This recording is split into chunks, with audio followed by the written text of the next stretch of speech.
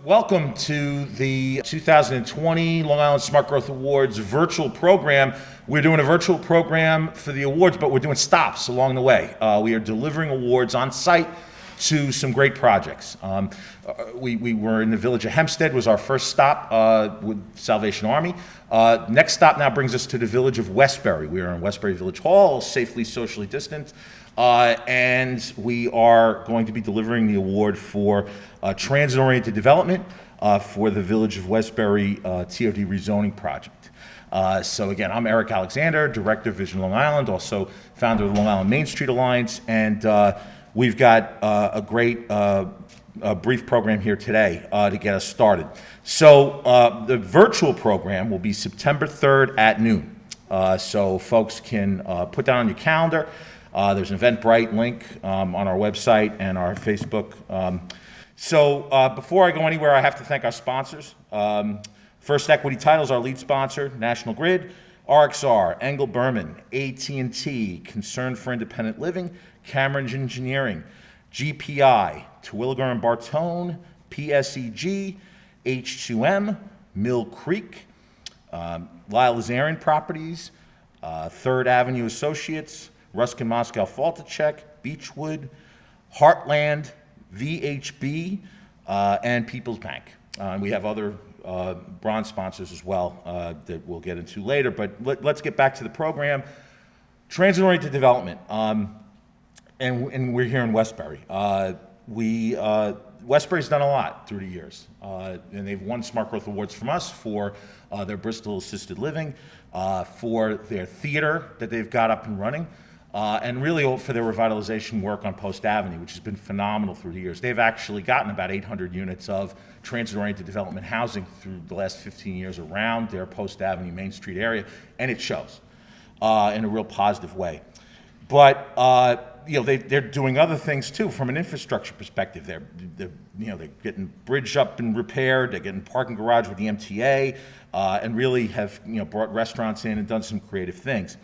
But we do want to look at really what their present and their future is, and we'll hear from Mayor Peter Cavallaro, who's with us today, to get to that. We also have Trustee Beaumont Jefferson's with us today, and William Wise also, so as well as many other village staff who are carrying out these plans. So before I get into some of the detail, I'd like Alyssa Kyle to come up and join me. We want to get into a little bit on why we think this particular award is important for transit-oriented development. The village received dollars from the Downtown Revitalization Initiative, New York State. They did a comprehensive planning effort.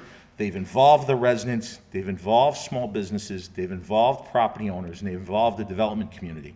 And bring all those pieces of the puzzle together to come together with it, really what is an excellent plan in my particular view, and our organization's view, and our nomination committee's view, is why this receives an award. Alyssa, further comments, our planning director and sustainability director.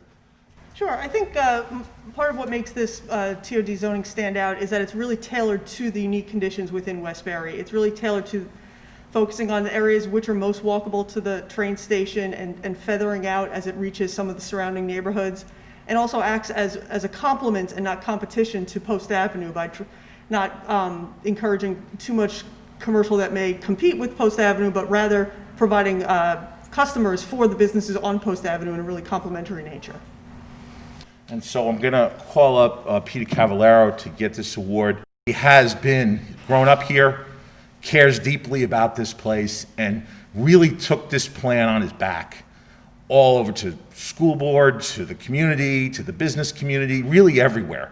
And we were really following in his footsteps, but he deserves recognition, and certainly all the folks that he's worked with here in the village for this award. So Mayor Peter, and one other thing we have our Smart Growth Award here.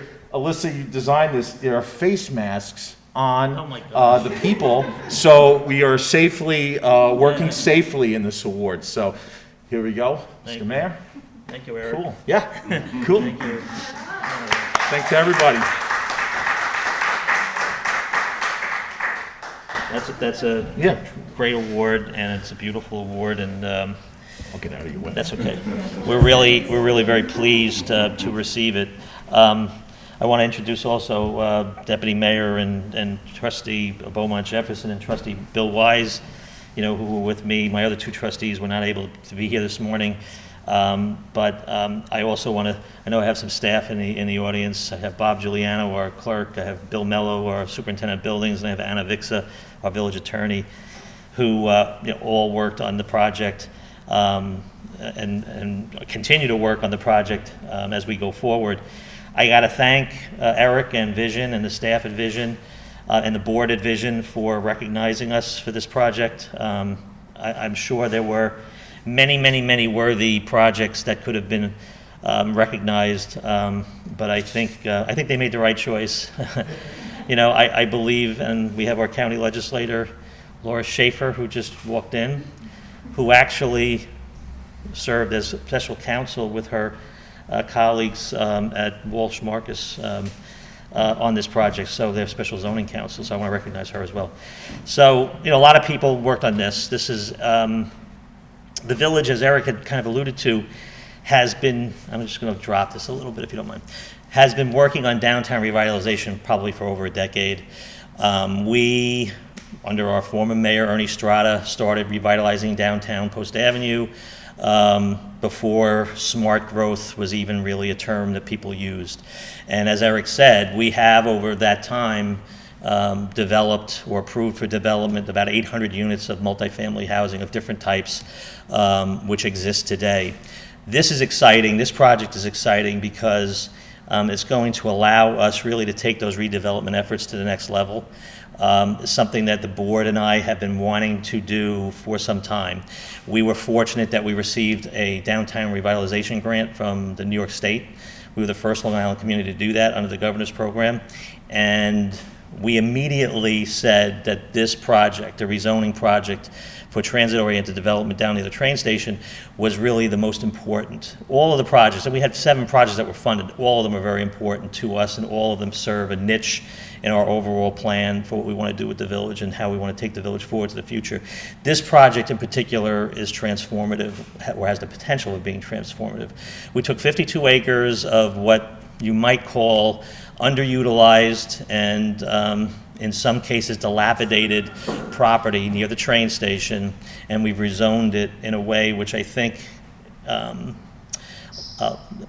utilizes tools that have been used in other communities and taken disparate, aspects of different revitalization efforts and kind of combined them to put together what I think is really a state-of-the-art zoning code, transit-oriented development zoning code for these 52 acres. And I think, even though, we've been sidelined by COVID, for the last couple of months and maybe slowed a little bit, I'm excited, and I know the board is excited, because we see that despite some of the difficulties that we've seen recently, there are 4 or so projects that are still percolating and moving along. We know that the MTA is going to go forward with an RFP on a project that they want to do on the south side, which is on the south border of the transit-oriented zone, on property that they own that's adjacent to the train station. In September, that RFP is going to go out. We know that there are at least three other private development projects that are percolating and being discussed amongst developers and property owners. So even though we're in a little bit of a period of disruption, we believe we're really poised to come out of this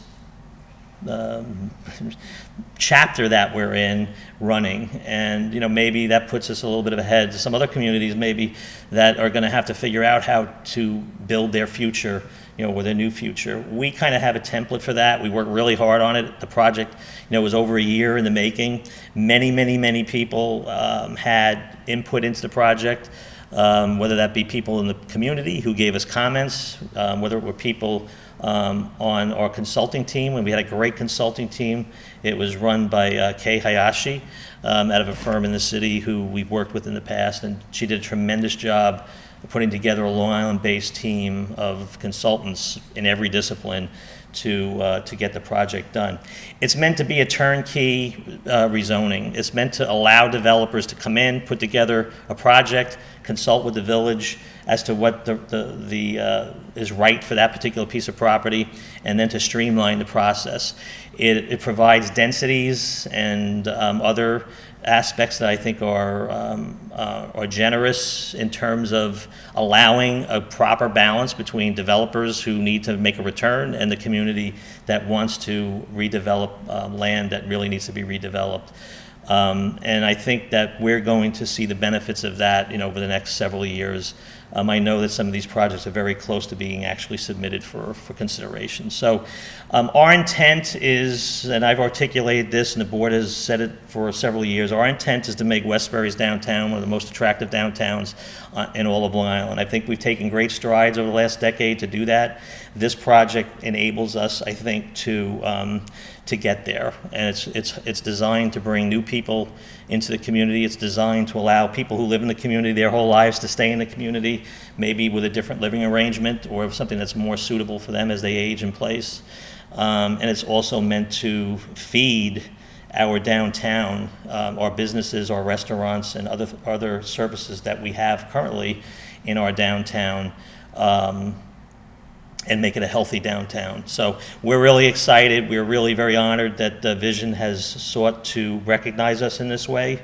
I want to thank Eric and Alyssa and the board at Vision. And I know I have my two trustees. I'm going to ask either of them if they want to say a couple of words just at this point in time. So thank you very much.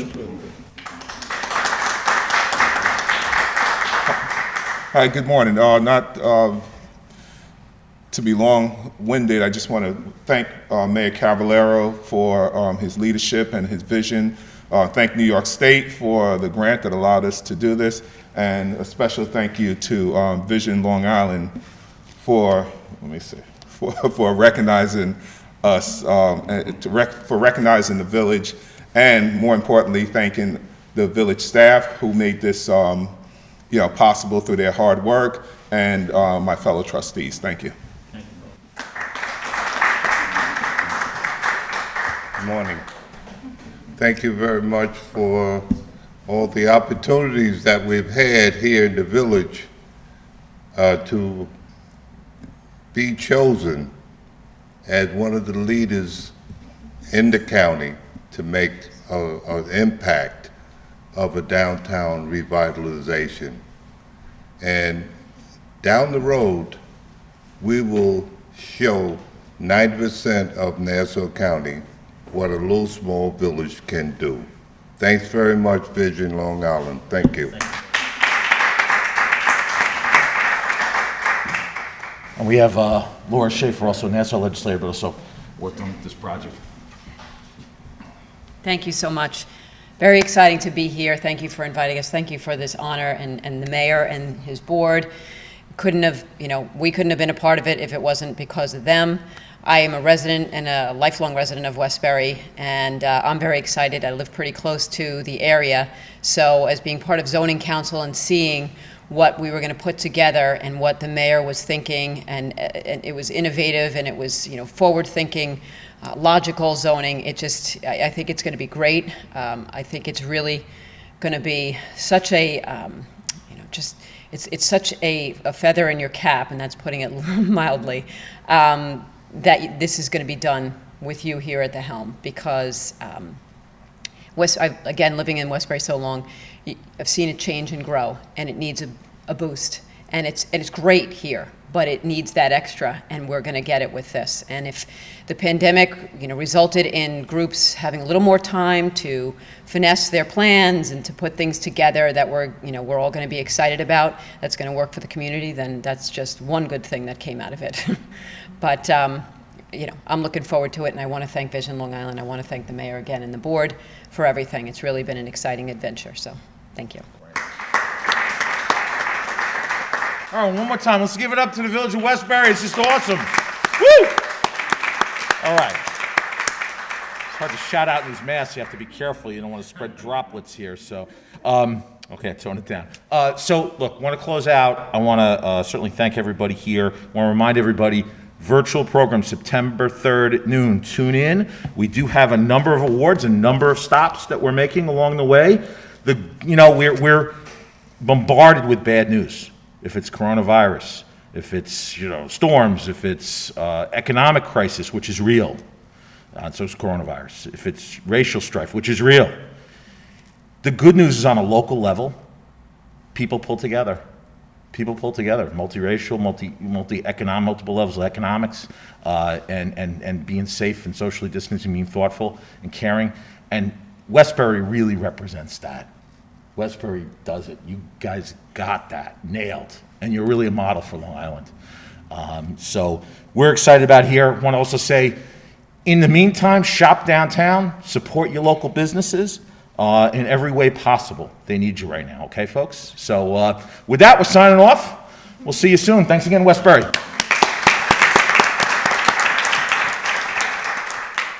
So we're honoring you with the Trans-Oriented Development Award for Westbury. This is now, I think, multiple awards you've won for your village. But tell us the significance. Tell us about the Trans-Oriented Development rezoning plan by your train station. You know, I probably a decade ago became a disciple of transit-oriented development as a way to make your community more sustainable and to look toward the future for the community. And so when we were awarded the Downtown Revitalization Grant, one of the primary things I wanted to accomplish with the grant was to do a comprehensive rezoning of the area near our train station. The area near our train station is basically today an underutilized, some would say in certain instances dilapidated part of the community that really I think presents an opportunity for the community for the future to capitalize on some of the things that people want in a community these days, which may be different from when some of us were growing up. It's a 30 some odd minute train ride into the city. The area that we've redeveloped, or going to redevelop through the rezoning, is right adjacent to our downtown, and so it serves multiple purposes. It allows people who want to live in our community to live in a vibrant downtown. It allows them a very short commute into New York City if they're working in the city, and it also helps our downtown thrive by bringing more people close to the center of activity in the community. So it's really very exciting. I mean, we spent over a year putting the rezoning in place.